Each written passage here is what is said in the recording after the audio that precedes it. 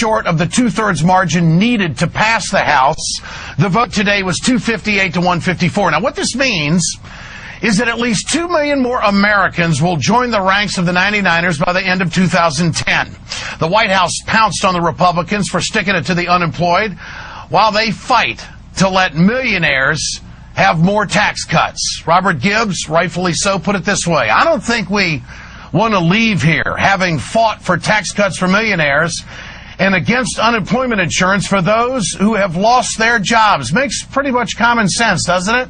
Well, Republicans love to talk about what the American people want, but they really don't have a clue operationally, do they?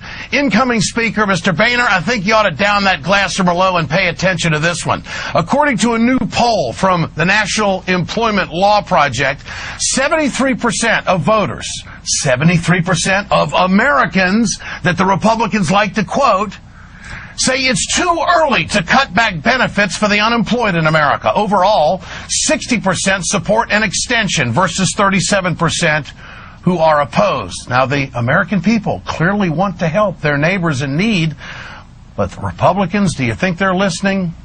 Hell no. Elected Republicans have absolutely no idea what it's like to go hungry or to go without a roof over your head. So just who are these rich folks that don't care? The average weekly unemployment benefit is just $310 a week. Pretty much chump change to the suits in Washington, isn't it? Because according to the Center for Responsive Politics, let's see, the tan man, the guy who's leading the charge on this, well, he's worth $3.6 million. Ooh, Cantor, he's up there at $4.9 million. Mitch McConnell is at $19.9 million in the Senate. That's what he's worth. And my buddy Darrell Issa, he's worth a cool $303 million. These are the people who are making the decisions on the unemployed in this country. Are they selfish? You make the call. The selfish lawmakers, in my opinion, the Republican Party, they couldn't have picked a worse time to turn their backs on fellow Americans. 1 week from tonight, Americans will be enjoying Thanksgiving. It's a special time of year, and the Republican Party has just given millions of jobless Americans very little to be thankful for. You know, I've said it before, they're heartless, they're clueless, but now they are really cruel, self-centered, and un-American to treat unemployed Americans like roadkill. So I guess what I have said on this program in the 20 months of being here on MSNBC with the Ed Show, I guess we could say it's been validated tonight. Do you know that we have never done this? We have never had unemployment this high in America and denied benefits to unemployed people. This is new territory for America. This is your heartless lawmakers at work. When it comes to unemployed Americans, when it comes to Americans who are on the verge of getting together as family as we go to the holiday season, where are they? They're nowhere to be found for their neighbor. They are heartless and they are cruel. And they are fighting at the same hour for tax cuts for the top 2%.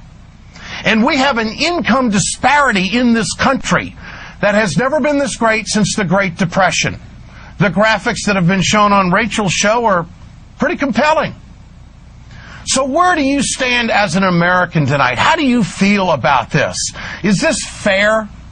These people pay insurance. It's unemployment insurance. These are economic times that we haven't seen since the Great Depression. They can't do it. They wouldn't do it. So 2 million more Americans are going to be sitting at the dinner table with nothing on it. You see, this is a kitchen table issue that the Republicans don't care about, because now that they've had the Supreme Court rule in their favor when it comes to unlimited corporate money into their back pockets and into their special interest groups to nail people that they don't like politically, hell, they don't care about the unemployed. These folks don't give to campaigns. They're not going to help any Republican get reelected. There's no sense in helping these folks out. We know they're Americans, and we know they used to have a job and they used to pay taxes, but hell, they don't matter now. We got to worry about the deficit, because you know there's 4% of the American people that are really concerned about that.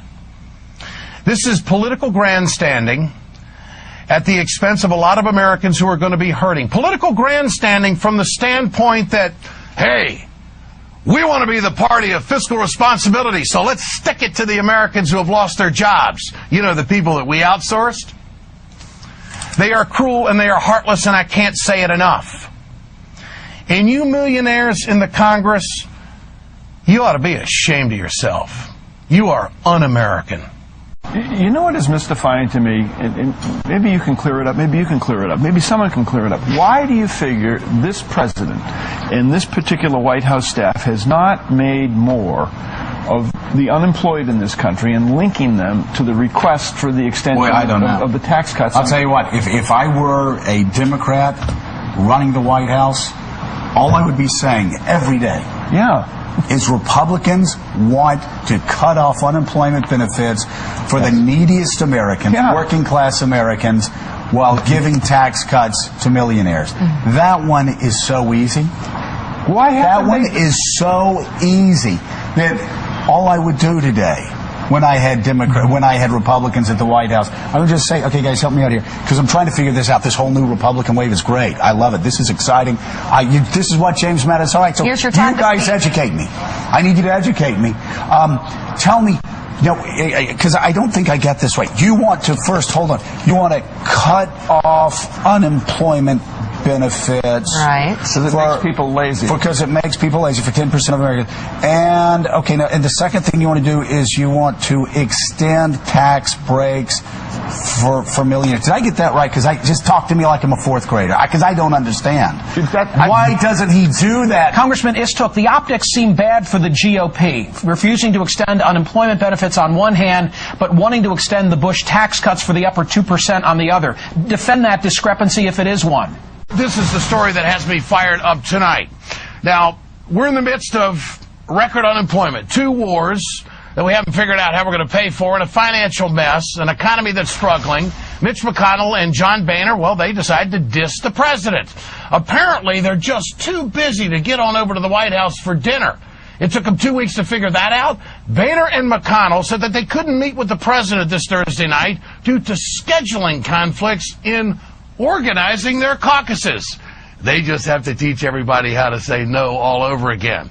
I think that is complete garbage. Now, traditionally, when the President of the United States invites you to the White House and gives you a 2-week notice, you normally show up.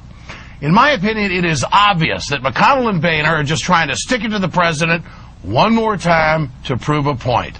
Now, the White House summit has been moved to November 30th, which happens to be the same day that 800,000 Americans will lose their unemployment benefits. And by the end of the year, that number will be 2 million. Just adding to the pile of Americans who are in the unemployment line right now. McConnell and the Tan Man don't have enough respect for the president to look him in the eye at a meeting ASAP and explain why the Republicans don't want to help these Americans. So we see the midterms were just a snapshot in time, but the Republicans are acting like they've got some unbelievable mandate from the people. Well, McConnell and Boehner are obviously trying to run the clock out of the Democratic majority, and if they can drag this thing out long enough, the Republicans will be able to kill just about any progress Nancy Pelosi and Harry Reid can make during this lame duck session. How in the hell are they ever going to come to a compromise on the tax cut policies that were put in place by the Bush administration? I want Democrats to call their bluff. Just let this tax policy ride itself out. Just let it sunset. Put McConnell and Boehner and the righties in charge of the next move of the economy. Because if the Democrats sign on to this, they're going to be tagged along with it. See, you didn't go far enough, and it's your fault, too. So I think it's time for the Democrats just sit back and be patient on this one. Let their tax policy expire. Let them have the next move on the economy. So if the Republicans think that the tax cuts to the top 2% are really going to turn things around, prove it again. It won't, and the Democrats will have a better shot in 2012. Now, the president ought to go through this one with a fine-tooth comb. Now, the plan, he should be happy with the fact that they're having a vote. A vote like this will be a good maneuver because it would, of course, expose the Republicans for who they really are. But hold it right there. Don't be getting into this 3, 4, 5 votes kind of thing just because some folks over on the right might not be happy if the super rich aren't getting exactly what they want. The super rich, they're always in the game. Just remember that. Senate Minority Leader Mitch McConnell is stuck on making all the Bush tax cuts absolutely permanent. Here it is. The American people spoke loudly and clearly on Election Day. They want us to put aside the liberal wish list and That's why I offered a bill back in September, S3773, that would make current tax rates permanent. Did you hear that? Liberal wish list. It's a liberal wish list to cut a break to the middle class in this country. That's how they think. It's their DNA. It's who they are. They are, ready and willing to vote against tax cuts for the 98% of the American people. Are Mitch McConnell and John Boehner, who talk about this is what the American people want, they've spoken, are they ready to go against helping 98% of the population out just because their 2% country clubbers wouldn't get a tax break? And the answer to that is, hell yeah. They've lost their jobs, they've lost their homes, their kids can't go to school, and the notion that these politicians should hang out and play around like schoolyard bullies, it really boggles the mind.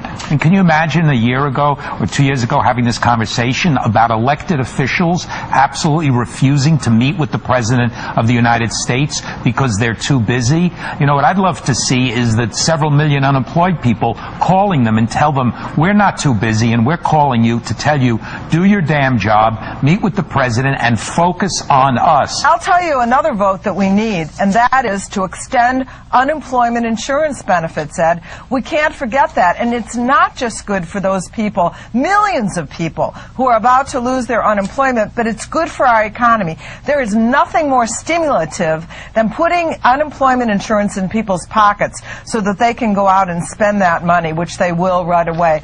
Unemployment benefits in this country end today. Right. No extension. No extension at all. And, and in Nevada, unemployment's like at 15%. Right. Real unemployment, we're closer to 20%. People are hurting. I think people are hurting bad. So they're looking to Washington, D.C. because they believe now is the time. For leadership. look no further. For the leadership. When Kennedy was faced with a crisis, he went on TV, right? Good evening, Americans, and welcome to the Ed Show tonight from New York. These stories are hitting my hot buttons at this hour. They're rich and they're selfish. Republicans, they just decided to cut off unemployment benefits for thousands of desperate American families. What they did today is un-American and shameful. Now, the 99ers are upset with our next guest, Congressman Jim McDermott. He is the chairman of the House Ways and Means Subcommittee on Income Security and Family Support. He introduced the bill to extend unemployment benefits. Congressman Jim McDermott, back to the unemployment story that we started with tonight. You know my passion for it. I've been hard on the Republicans, and now it's been absolutely validated. This is who they are. We have never done this in the history of this country with the unemployment this high, to deny Americans and to do it on the verge of the holiday season. What's your response to the vote today? Well, you're absolutely right. In the 75-year history of unemployment insurance since the act in 1935, we have never denied benefits to people when unemployment was at this level. And your commentary said it all, really. I don't understand how people can say no to unemployment benefits and turn around in a week or so and be crying and whinging around on the floor saying, oh, we have to give these tax breaks to people who make more than $250,000 a year. I mean, it is absolutely insane, if you're going to have a just society, that the people on the top keep getting more and the people on the bottom, you say, hey, too bad. You've been out 2 years, we paid you 2 years of benefits, you're done. That's simply not the American way. We have never treated people in this society that way. And this vote today definitely tells the 99ers that there's no hope for them, because if there's not going to be another vote on this and you're going to have the House is going to be controlled by the Republicans who voted like this pretty much permanently slams the door on the long-time unemployed, doesn't it? Well, Ed, I'm not quite sure, because I think those people are watching your show and watching the news tonight